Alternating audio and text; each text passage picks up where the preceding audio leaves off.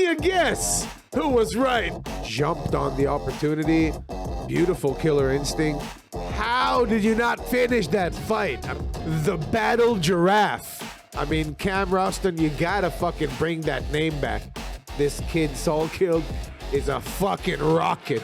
You know, shooting up, finish after finish after finish. Because all you gotta do is fucking put your chin down, and then you can't see. And I have a heavy.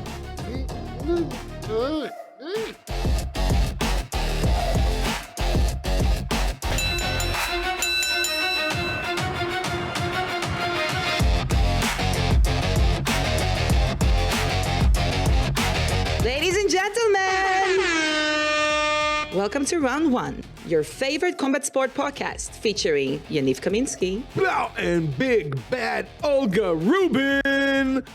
How has your weekend been, ladies and gentlemen? 'Cause Sleepless. ours was rough, but worth it.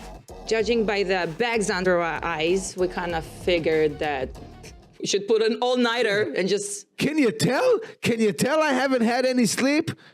My face looks like I got ran over by a few semi-trucks, but we're pulling through. We're pulling through for you guys, to bring you guys the first kind of fun recap of UFC 325. Well, it's still fresh in everyone's brains. So, we're going to start with going over UFC 325 in Sydney, Australia, in the Down Under. King Volk retains his throne. Absolutely amazing stuff. We'll talk about the whole card from beginning to end. We will, of course, give our what the heck of the week. And we have some beautiful knockouts from one championship to show you guys from one Friday fights. We actually had a hard time picking only 4 to show you from this insane event.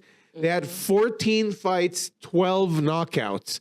Absolute insanity in one Friday fight. More money just like Dana for finishes? Yeah, they gave a few nice bonuses, 10 G's for each bonus for, 10 G's, Dana! 10 G's, baby! So, beautiful stuff from the weekend. We'll talk a little bit about, the boxing stuff we had going on with Shakur and Teo, with the scuffle at the press conference, Madison Square Garden. We will talk about last week's parlays. Who was right? Who was awfully wrong? We will talk about all of that. Never know, judging from my reaction. Can you guess who was right? Can you guess who was right in last week's parlay? We'll talk about all that and more, but shall us start? Sure.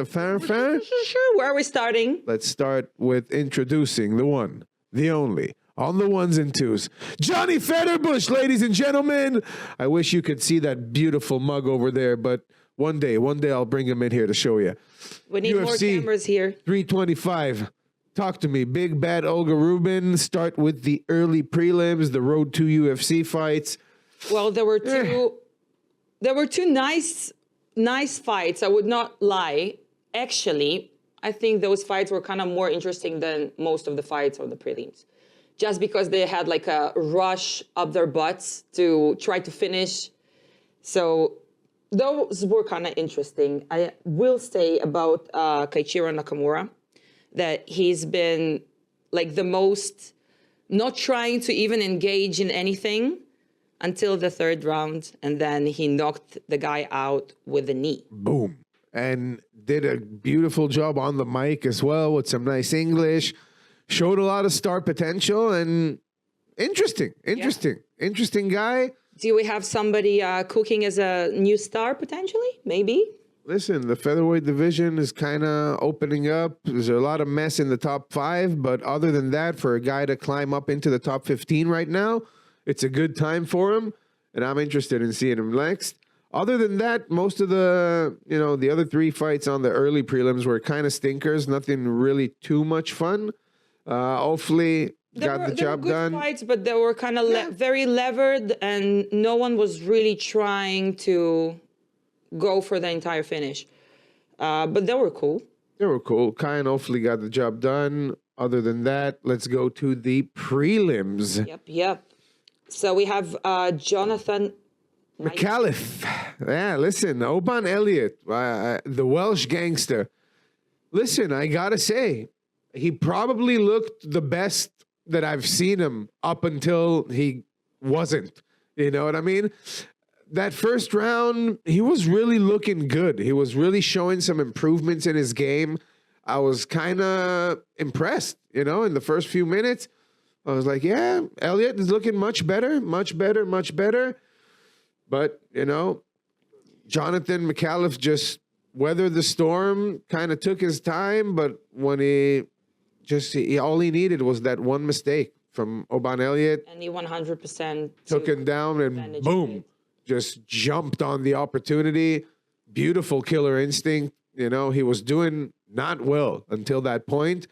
But again, same as Nakamura, by the way. They were outworked by their opponent, and then the opponent makes one slight mistake, which cost them the entire fight. So that's MMA. That's why we love it. That's the name of the game. That's why we always say it's a game of inches. We didn't invent that sentence, but it always proves to be so true. One mistake, it's all it takes. And speaking of one mistake, I have a guy who made so many fight IQ mistakes and didn't learn from them. Oh. Jacob Malkoun. Yeah. The fact that he didn't get the finish against Torres Finney looking like that is... I'm not even going to start talking about Torres Finney, but the fact that he got knocked down so many times and then he just jumped on him and tried to grapple with him instead of picking him up. We just spoke about killer instinct, right?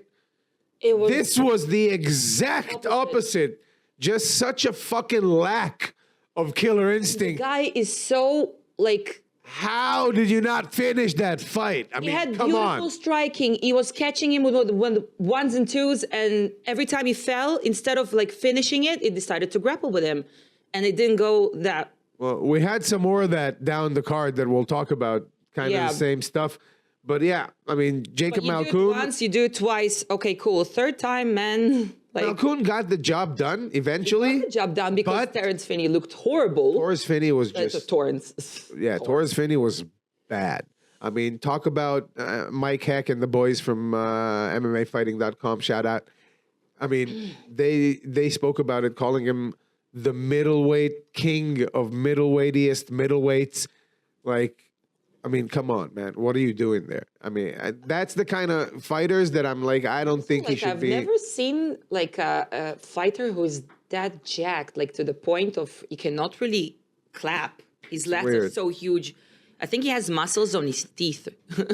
To his credit, I don't know if I should even call it to his credit, but he did apparently fuck up his ligament there. I don't know, his MCL or his LCL. Second round. When he was trying to go for the takedown, he hurt his leg, but still, he looked horrible. And it doesn't explain the first round. No, Malkoun should have finished that fight. I think that is the biggest conclusion. If he would utilize his shots better, he should have won. Finish. Well, on to the next one.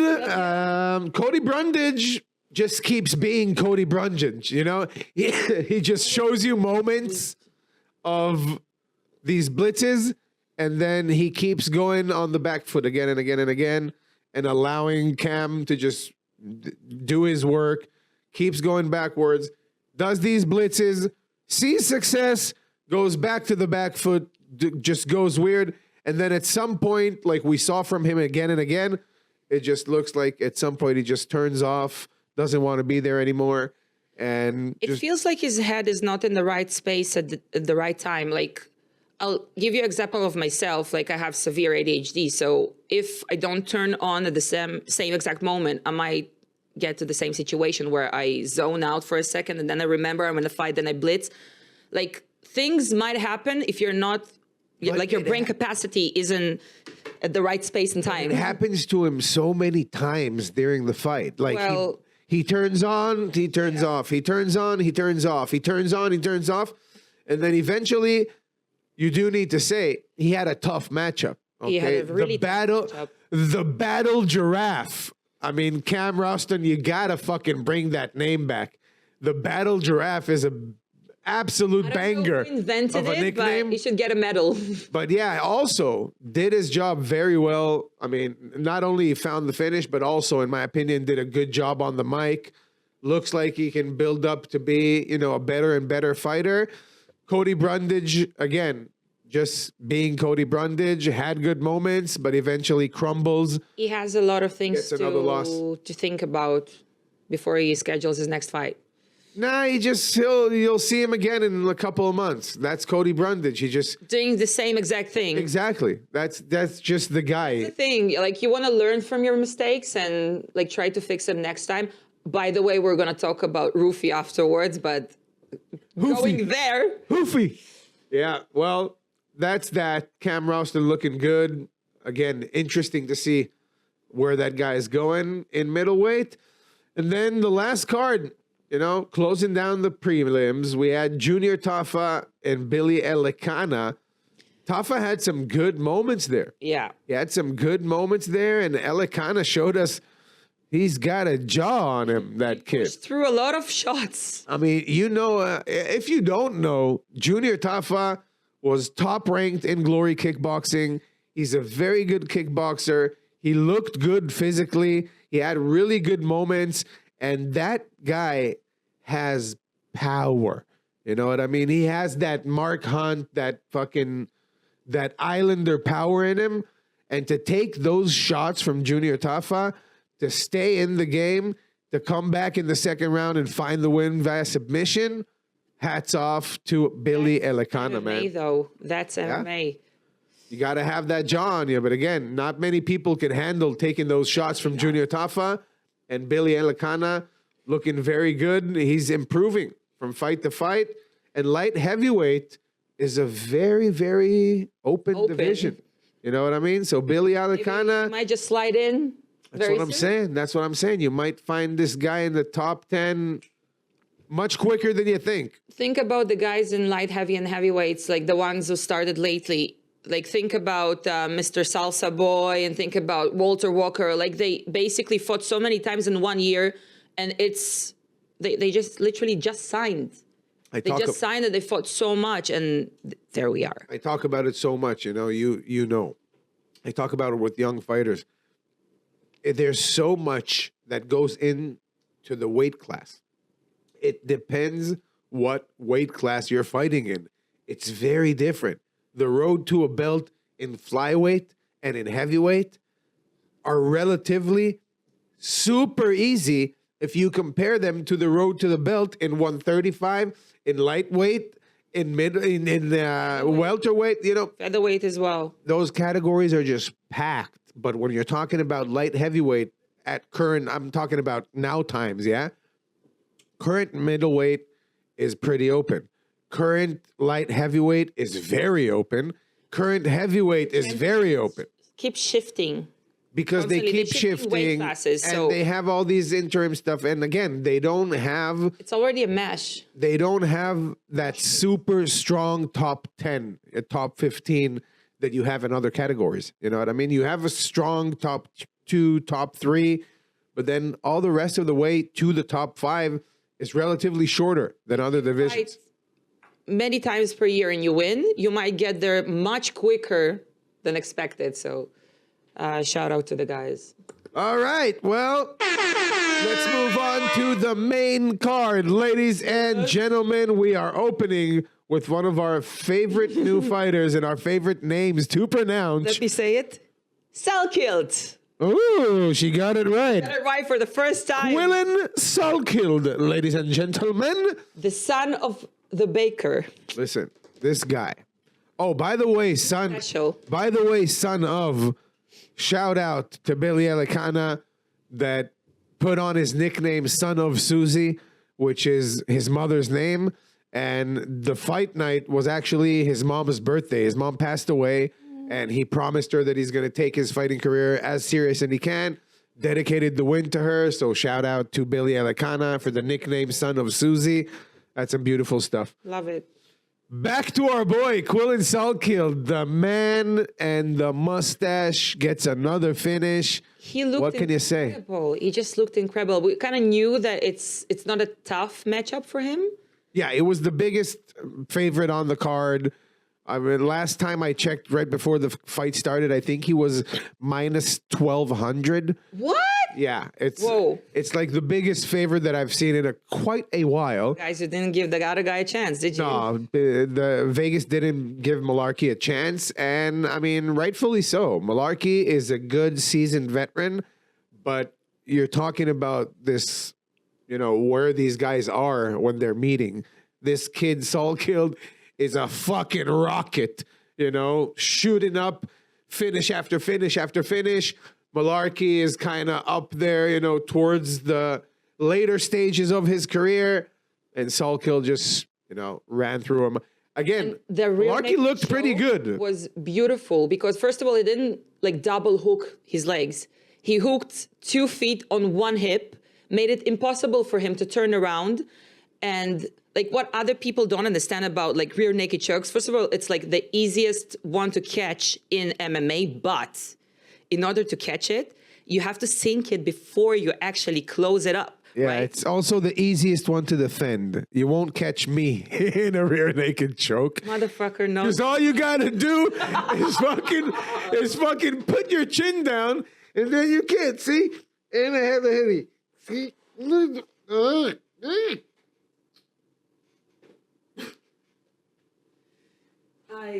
Well, now I have some peace and quiet. Okay, anyways. I want to hear the sound of your gargling voice right now. My eyes feel like they just got popped out. What's going on? You look worse than you started. Can I look even worse? I mean, what else can happen? Anyways. But the thing about that kind of rear naked choke is that the killer instinct. Back to the killer instinct. I mean, the way he just it's not his snap that on instinct as much as it's the lack of defense instinct of the opponents who were receiving the rear naked choke, because while they were sinking the hands, they weren't really fighting it. So by the time they started fighting the hands, it was already too late. So you kind of see them waiting for the end to arrive. Some of them fell asleep, some of them didn't, but tap, but still. I'm trying to remember who defended. Oh, it was Volk. It was Volk in the main event. I mean, the way he was defending. Defense, guys. That was beautiful. The way he was controlling with his right hand, opening up the body triangle, moving Lopez's leg like that while fighting the right hand with his left hand was just, that's how. And they were talking about Craig Jones. That's some Craig Jones jiu-jitsu for you guys, because that was fucking beautiful. And it was the exact opposite of Malarkey, which also is a fucking Aussie. Go train with Craig Jones, homie. I mean, that would help you a lot, because you said it perfectly. It was just complete lack of defense from the choke and 100% finish. Before I went to fight the title against Alita Bernardo, knowing she's a seasoned black belt and her rear naked chokes are really good, I spent the entire half of the year just working on defending those chokes. People are going to catch your back. You have to start peeling it off, start to know what's up. I obviously haven't worked enough on my you're on my kind of defense. shit with their defense, but it's okay. I got to work on my jiu-jitsu. No worries. By the way, come to work with me. I will. I promised, and I will. We're gonna get my ass into training, and Federbush is gonna come and get it on film for you guys. So we'll make that happen. We're just, both of us are injured at the moment, so we just need to go through permanently injured. Yeah. No, we're definitely permanently injured up here, but now we're dealing with some other injuries that we need time for. But anyways, Salkill. We were talking about Salkill. What guy, a finisher! If he continues the same rate as he did till now, he's gonna climb to top 10 very soon. And that's not, we were just talking about, that's not easy to do in lightweight. It's not an easy category. But even though he's in lightweight, this kid is looking like the real deal. And he keeps showing us how much of a complete fighter he is. He's showing us finishes on the feet, on the ground, beautiful stuff. And, you know, if he keeps improving. Seeing his length, the way he yeah, and he's a young kid. He has a lot of time to improve. He's like a whiplash and like an octopus at the same time. Yeah. I mean, you already know, I love those kind of fighters. The way he's ones, yeah. The way he's built. Shout out to Carlos Prates. Exactly. He's built exactly in the perfect way, in my opinion, for 155. And again, he's a young kid. He has time to improve. And the one thing that I want to see, please book this kid right. Build him in the right way. Give him the time to improve. Don't rocket him too hard to a too tough opponent. But at the same time, don't be giving him trash cans that he's just going to finish first round. Build him up the right way, because this kid has some real potential. Yeah. Talking about the next fight, this one is all you. I am not going to talk about my former friend and partner, Tai Tuivasa. All I'll say is I'm not happy. It's sad to see him losing again, and I wish him all the best. That's the thing about... Your opinion? About heavyweights. Like, obviously, one shot changes everything, right? And it was pretty hard watching Tai kind of fall down on his homeland. Yeah. It was pretty hard to watch, but shout out, like, I forgot his name. Talison Teixeira. Talison. Shout out to him, because, like, yeah, it's a heavyweight fight. It can go either way, but seeing him go down for the fifth time in a row, sixth time in a row, sixth loss in a row. I mean, it's tough. It's always fun watching him try to bang it, but I don't know how much Dana would. I'll try to just be objective and honest here, regardless to my opinions and whatever. Just straight up, Tai Tuivasa is not a mixed martial artist. Oh, no. It's that simple.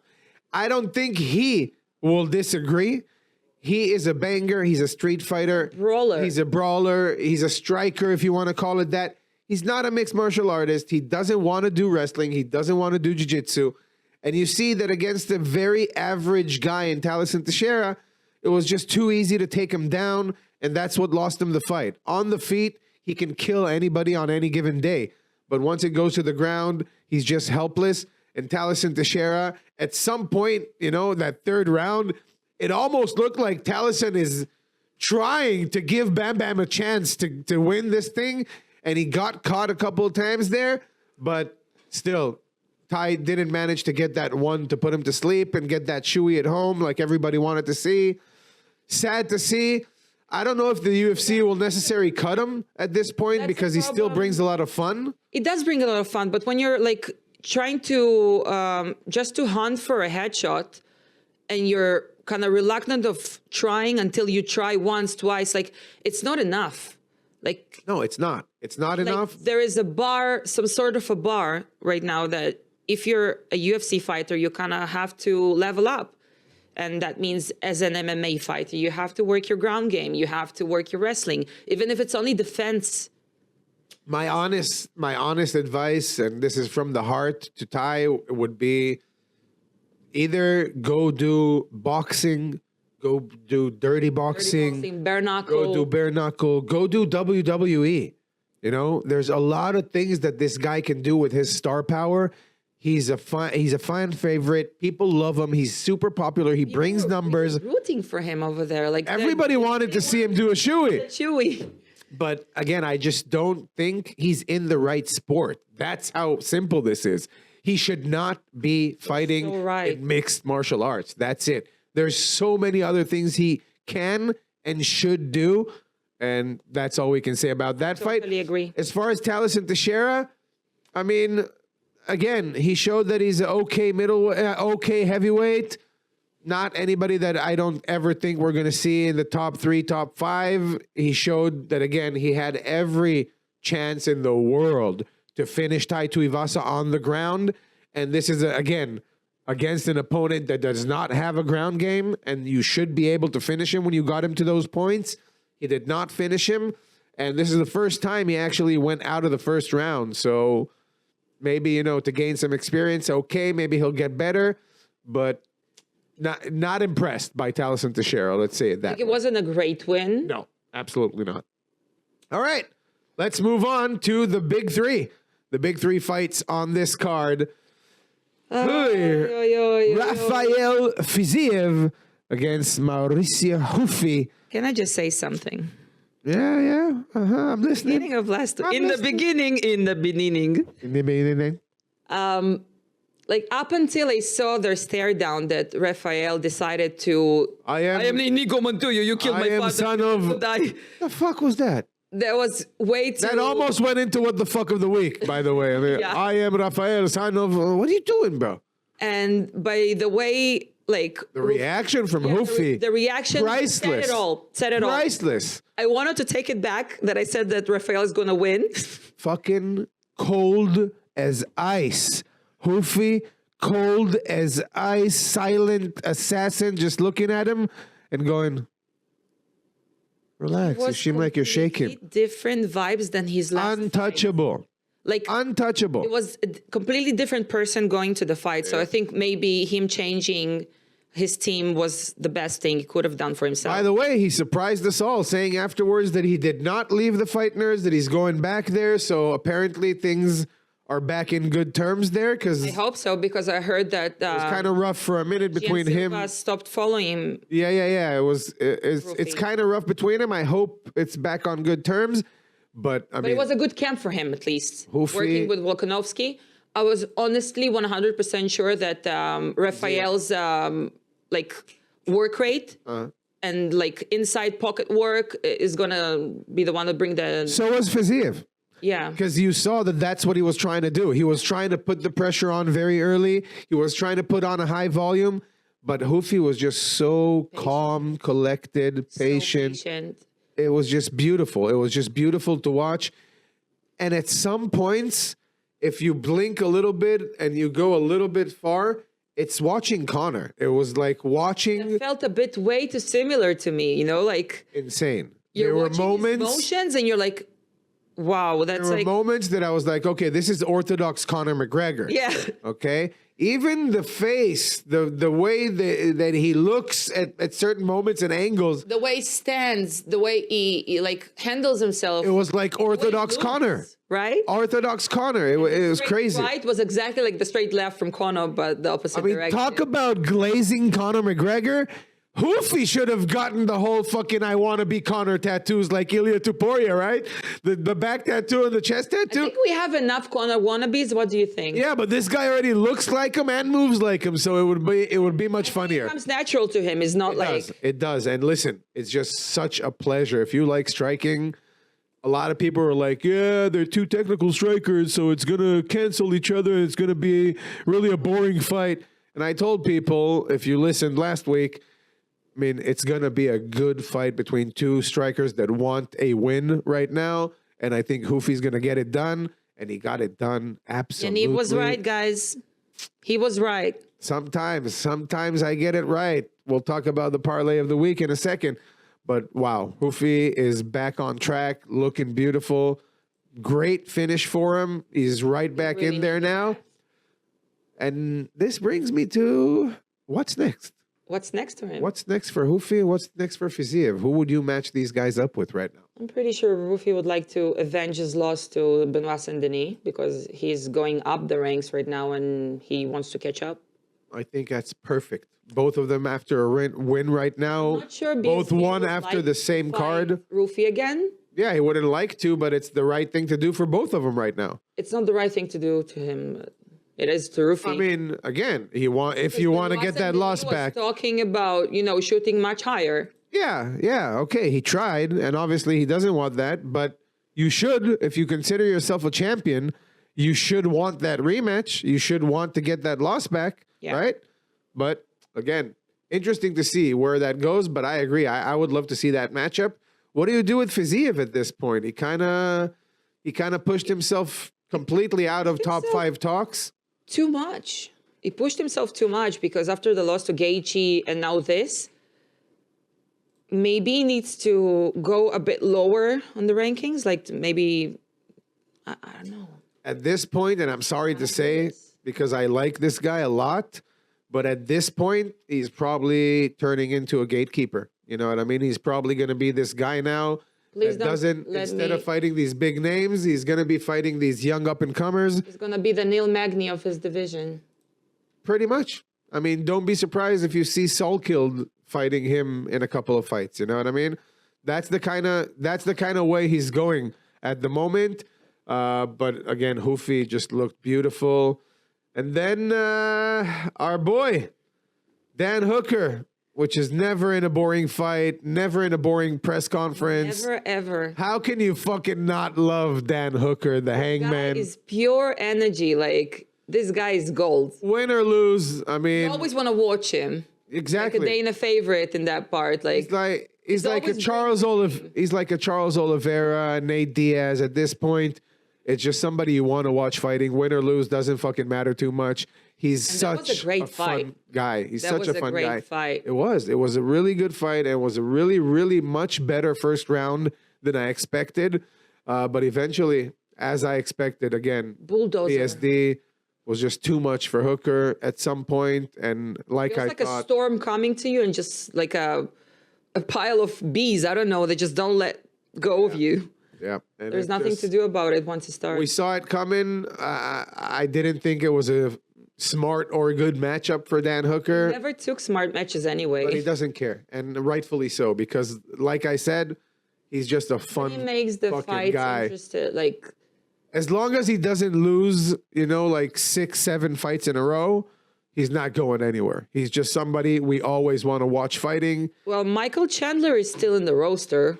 Yeah. Again, that's what I'm saying. He's a fun fighter. He's gonna keep his spot in the top 15.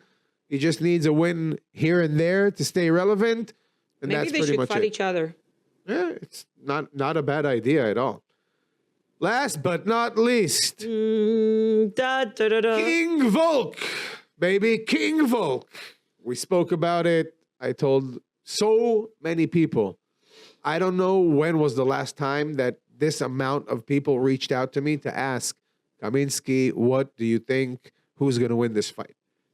And I was right like a motherfucker. He was. Again. He was. I just told people one simple thing. History has taught us that Volk is absolutely amazing in rematches. He knows if he spends 25 fucking minutes with you in a cage, he has downloaded everything. He knows you like the palm of his hand. And most likely, if you're not Islam Makhachev and way bigger than him and in bad timing, you're probably not winning a rematch against Volkanovski because he just fucking comes back even better. He makes it look easier in the next time that he fights you. We've seen it against Max Holloway. We've seen it against other fighters. It's just he makes it look easier. And that's exactly what he did.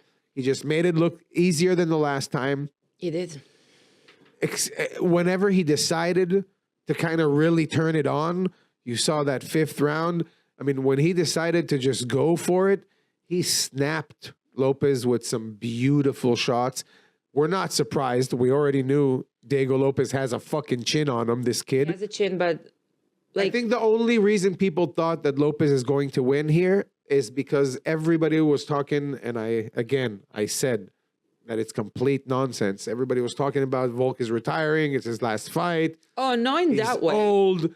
Lopes is getting better. Lopes is gonna change things up because it's very it's very hard to read. His timing is really off, and still Volkanovski by the end of the 2nd round already completely read him and started because we spoke about it exactly about this, and I asked you, what is he gonna change? What can he do better to win besides knocking Volk out? What can he do better? First of all, he caught him a few times. Yeah, he did. Great moments over there. I'm not going to say he did in the first fight too, but that's what I'm saying. What can you do more than what you did in the first fight? And where can you improve where you can see him winning besides knocking Volk out? And that's what we saw. We saw he did become a better fighter since his last fight, right? Yeah. We saw him winning a war against John Silva. He's much more experienced now, blah, blah, blah. But still, he comes against Volk and he's not winning because Volk is just the smarter fighter, the more experienced fighter, and the all-around better fighter. And if we're talking about all-around, we're talking about better fighter, listen, motherfuckers, this is a rough one for me to say. Go ahead. You know, if you know, you know how much I fucking love Jose Aldo Jr. Mm-hmm. But I think this is now official.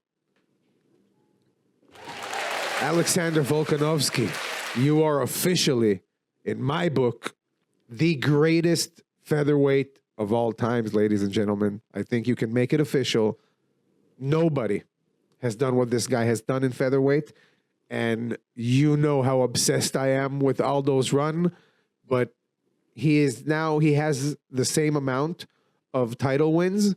But when you look at the list of who this guy fucking fought, Alexander Volkanovski is the greatest featherweight of all time. Official in my book. He's the GOAT. You agree? Yeah. We agree? We agree on something? I have to say that I was 100% sure. I had the feeling that this time is Lopez's time. Definitely thought that if it's going to a decision that Volk's going to win, but I thought that it's going to be a surprise blitzed earlier on, maybe second, third round. Obviously, I was so wrong, and I'm sorry, Volk, from the bottom of my heart. The king. For not believing in you. Who do you want to see him fight next?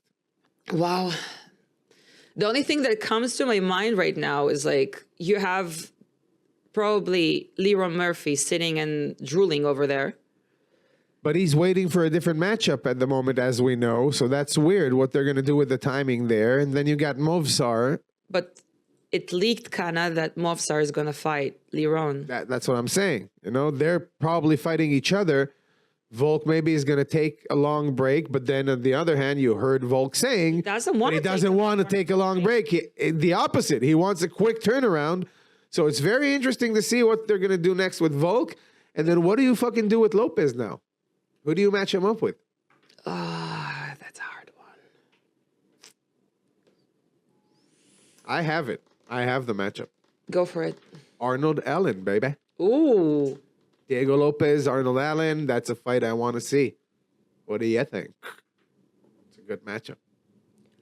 Yeah, you know I'm kind of going with the flow of rematches right now, so I think maybe Diego should rematch Gian Silva. Nah, not this fast. Again, you just did the same stupid mistake against Volk. I don't think it's right neither for Gian or for him to rematch this fast. Down the line, they should meet again, but not now. Like this is all hypothetically because, but we do know that Mr. Lopez broke both of his legs and is we're out for a while. He's out for a while, so maybe he will take a longer break. Interesting. And maybe the winner of Arnold Leron Murphy against Evolov, maybe. I'm very curious to see who Volk is fighting next with all the, dancing around that's going on there at 145. But he's the GOAT, baby, and that's how we conclude 325. Yep. Parlay of last week. Kaminski's parlay brought you the money, baby. 100% right here. Olga, unfortunately, was very off this week. And for this upcoming week, let's be honest. I mean, we're looking at UFC Vegas 113. Bautista against Vinicius Oliveira. Kyoji Horiguchi against Amir Albazi, honestly, is more interesting to me, the co-main event. I like that fight a lot. 100%.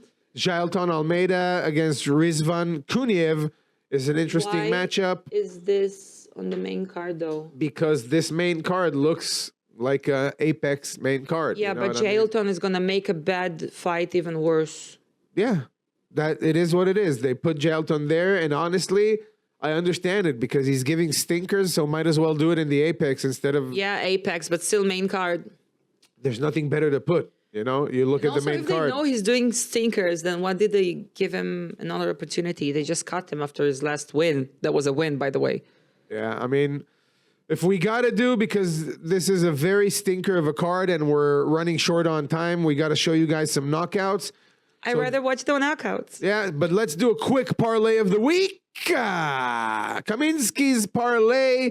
I'm going to go with Farid Basharat, keeping his O against Gian Matsumoto. It's a very tough task for Basharat, but I think he can get it done. And then I'm going to go with Jailton Almeida.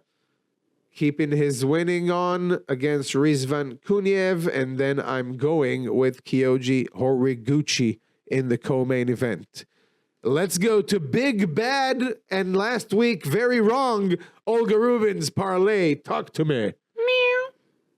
Okay, first of all, I'm not gonna go against you because I do think Kyoji is gonna win that one.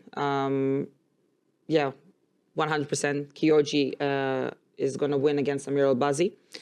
Then I think that Kuniev is gonna win against Gelton Almeida.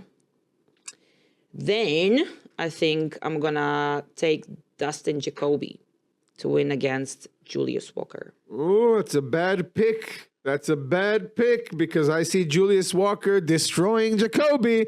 Uh-oh. So write that down, ladies and gentlemen, and let's see about that next week. All right, before we move to showing you guys some knockouts, we will now go to your favorite segment, ladies and gentlemen, our What the Fuck of the Week. What the fuck? Wow, this one was a hard one because we had 3 What the Fucks, but we had to go with the main one, which was Tua with his face tattoos, trying to cheat on the fucking scales with his elbow. Bicep curled is way from 122.9 to 129. The reactions on the weigh-in show crew, I mean, people were just, they could not believe what they're watching. This guy tries to cheat the scale, 122, bro, and then 129. The audacity, the audacity of double biceping yourself on top of like a box or something. Talking about getting caught red-handed. I mean, wow. Wow. That one was a crazy one. Why is there a box in the weigh-ins? Like, why would you put something for people to put their arms on? But never mind. I never got the whole box thing. And if you have a box, don't allow them to fucking touch the box. It's very simple. He shouldn't have finished and then you call him to do it again. At that exact moment, you should have seen him touching. There should be a guy there. That's what you're there for. Move his fucking hand from the thing and don't let him do that. You remember... DC, I mean, come on. Remember Justin Gaethje, like dropping the towel on... Of course. Exactly like that. That's how you should do it. If you feel like somebody's cheating, just drop that. Exactly. So... We're going to see some ass. That was our What the Fuck of the Week. And we also had the What the Fuck of the Week with the toupee fucking flying off in boxing. We don't even have time to talk too much about Teo Shakur. Let's just say, Shakur Stevenson, if you guys had any doubt, go watch what he did to Teofimo Lopez.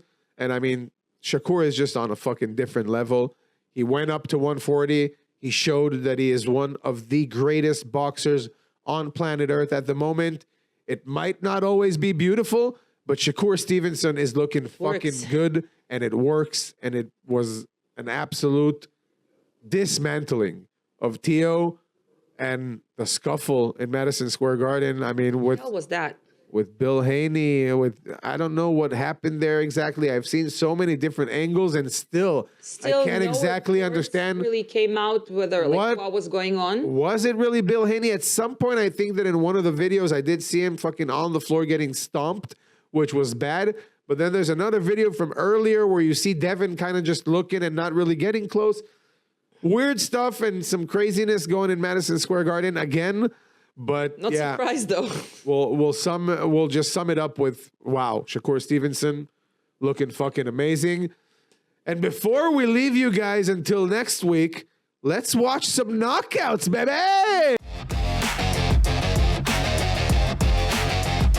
Knockouts of the week. Johnny Federbush. All right. Our first knockout of the week MMA fights. was from MMA, Doe, representing New Zealand.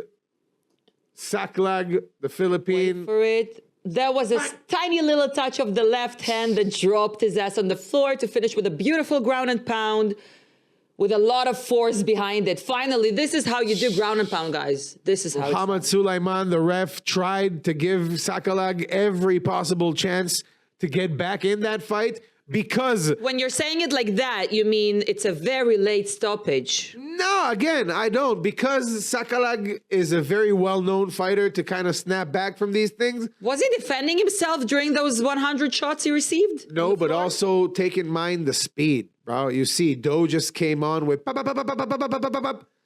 So it's not like, you know, he had too much time to jump in and stop it beforehand. I think that was the moment he should have stopped. He's still defending himself. He's not defending. His hands are No, he's not. literally like this. I'll give you defending himself. I'll give you 1 second late stoppage. All right? But beautiful Maybe stuff. 10. Beautiful stuff from this guy. And then we move forward to our favorite stuff, which is Muay Thai with MMA gloves. Oh, the craziness Muay Thai. that we get every week in One Friday Fights. Oof. Antar Qasem coming in as the favorite. The beautiful head kick that was like bent like a knee and then straight into his face. Hamza The guy Rachid. Wow. doesn't see from his eye probably. Like it's completely shut. It looks Antar Qasem tries to get mangled. back to it. But Hamza Rachid, boof! another high kick and that's done. The Moroccan kid with the upset. Beautiful stuff. Ricky Sewell with a good stoppage. Absolute madness in Lumpini Stadium. And we have more for you. There's 2 more from this week. And this is, again, we had to narrow it down to 4 because we had 12 knockouts. Look at this stuff. Opening the round in complete insanity. Isan Wea just going insane here with Sanit and basically punishing him with his own medicine. Sanit is known for his vicious elbows. And look, whoa, beautiful that. elbow. Elbow, That elbow, baby. Oh my God, that shit is beautiful. The guy is done. Not get up. Look at that beauty. I cannot get up. Sanit is known for those exact vicious elbows. Isan Wea. You blinked, you missed it. Oof. Oh, look at this. Lightning. Look at this replay. Speed. Because you probably missed it, but here's the angle. Boof. Oof. That was beautiful. Beautiful violence. That's absolutely, just beauty. I can't even explain how much I love that stuff. Again, if you guys don't watch One Friday Fights, go watch that shit. Last but not least, we have one more knockout to show you. Son Rak, the Burmesian insanity against Boakiao. If those left. That was a piece and a soda. Papa, that cross. Somehow, Kritsadafont allows Boakiao to continue here, Stand. but he's already Next out. Already. Beautiful Knocked stuff. the socks off. Son Rak is just a destroying machine.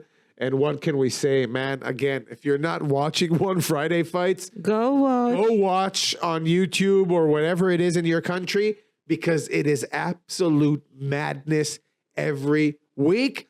Shout out to Knucklemania coming up this weekend. We lost Yoel Romero, but My heart. we are still going to get Ben Rothwell, Andre Pitbull Arlovsky for the heavyweight title in bare knuckle. We have a UFC card in the weekend. We have some other stuff coming up. And we're probably going to have a week with very interesting stuff because we know that this week, Mr. Dana White and his staff are now working on the White House officially. So we got a lot of crazy news coming on. Something is going to be leaked over here. All right. Well, from our beautiful studios here, we want to thank the dozens of production members that you cannot see in the frame right here. We want to thank the one, the only, on the ones and twos, Mr. Johnny Federbush, my brother, Big Bad Olga Rubin. Thank you, my partner. I am Yaniv Kaminski, and we will see you next week on Round 1. Peace!